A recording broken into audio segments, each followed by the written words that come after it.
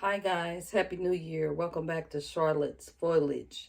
It's a new year, so it's time for new beginnings, new cuttings, and new plants, new ideas, and new material. So welcome back if you're revisiting, and if you're new here, welcome. I didn't get the subscribers that I wanted last year, but I'm not going to fret about that because 2023 I know is going to be a better year.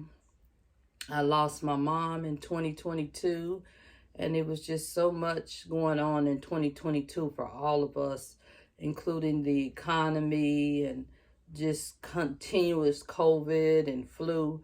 So we want to look forward and look forward to better beginnings, new beginnings.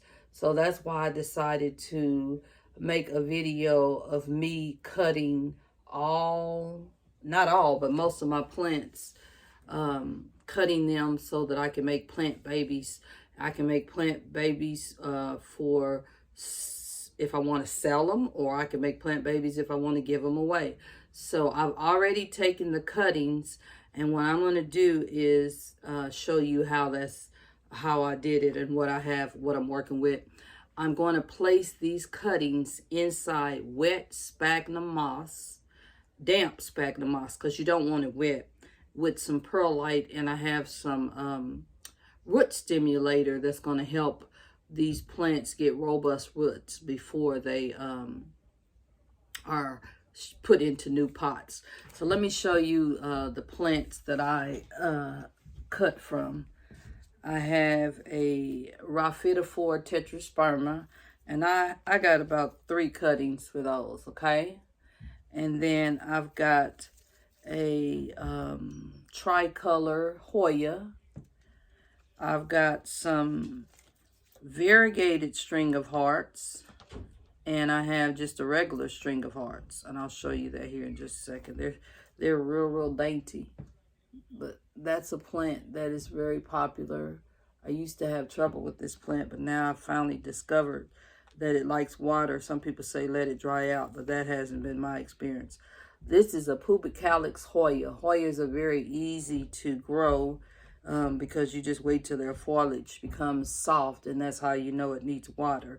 But out of all the Hoyas that I've had, the Pubicalyx is the one that tends to grow faster to me.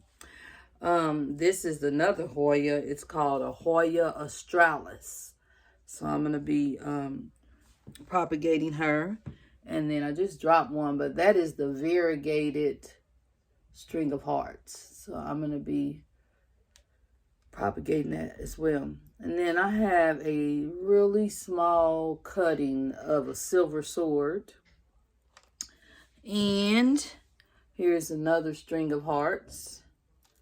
And this plant here is very popular, but it's not, it's kind of rare. And this is the Cebubu pothos. And this plant grows plentiful, and I love the silvery on her leaves. So I got more than one cutting of that. I've got like 4 or 5 cuttings. Got some more here. And then I've got my dolphins, string of dolphins cutting. This plant is really big and grown really well for me. I've got the silver coin plant cutting. This is my first time cutting this plant.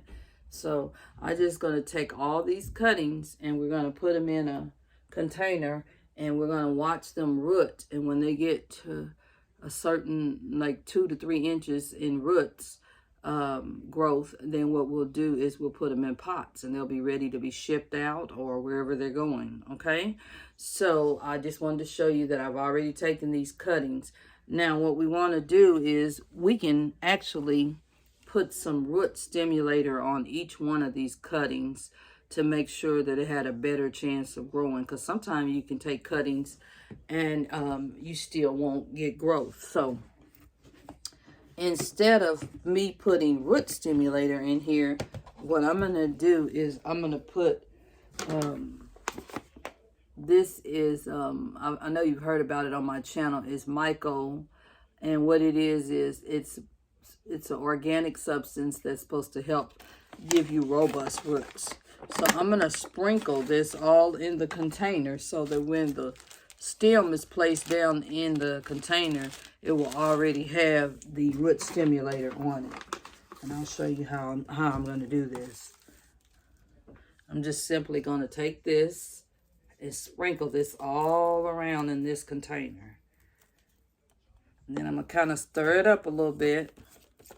Make sure it gets down in there, because those stems are going down in there. Okay? And then I have this container here that I purchased.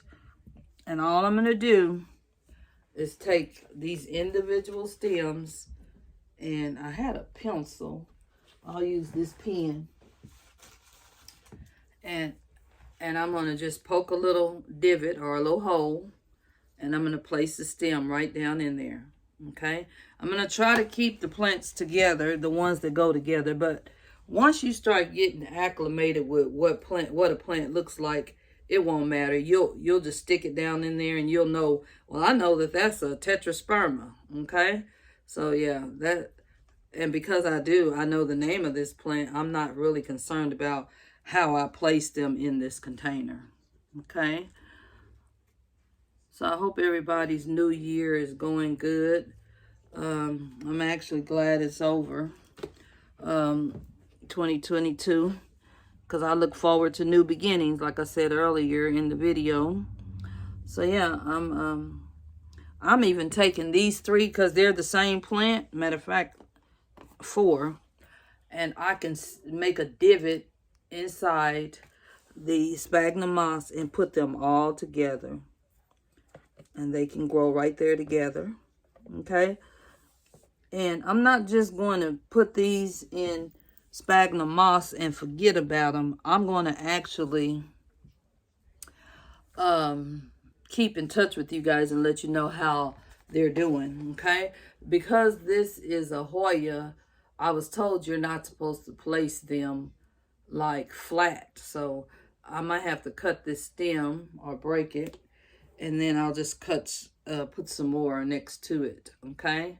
But for some reason, they said that they don't like to be laid flat. So I'm just going to get in here and make sure that it sits upright.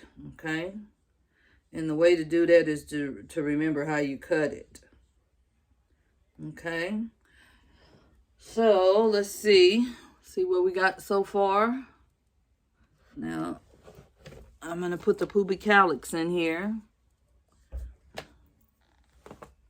And when I get finished, I'm going to show you what I did, you guys. Because it's hard to film and show you what I'm doing.